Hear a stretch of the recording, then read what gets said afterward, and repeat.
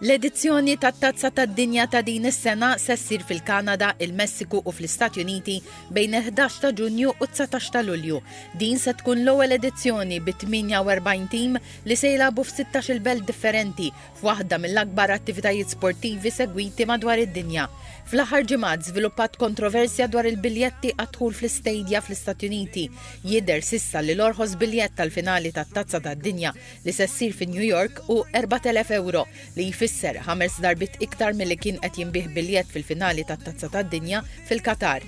Il-President tal-FIFA Gianni Infantino iddefenda l-prezzijiet tal-biljetti tat-Tazza tad-Dinja u qal li dawn jirriflettu d-domanda qawwija mill-pubbliku għal dan it-turnew tal-futbol. Infantino qal li talba l-biljetti taqbes b'ħafna l-ammont ta' biljetti li hemm fl-istedja. Infantino qal li fi 15 il-ġurnata il-FIFA irċiviet 150 miljun talba l-biljetti meta għal bejħ hemm 6 sa 7 miljun biljett. 150 million ticket requests means that if you think that in 100 years of almost 100 years of history of the World Cup, FIFA has sold 44 million tickets in total. So in 2 weeks for the next World Cup next year, we could have filled 300 years of World Cups. Is-Sindku elett ta' New York Zoran Mandani qal li se jagħmel pressjoni kbira mal-FIFA biex il-biljetti jorħsu. I am going to appoint a World Cup czar because I think at the core of it, I'm so excited at the fact that we are going to be hosting 8 games across the World Cup next summer, including the final.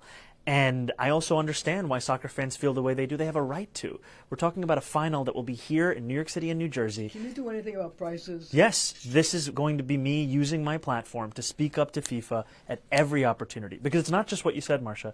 The cheapest ticket to the World Cup final, which will be here in New York City and New Jersey, according to the Croatian Federation, is $4,000. Il-telespettatur Malti intant jista' jserraħ rasu li l-partiti kollha 104 se jintweraw dirett permezz tal-istazzjonijiet ta' Television Malta. F'din l-edizzjoni l-partiti se jkunu fil-għaxijiet u matul il-lejl.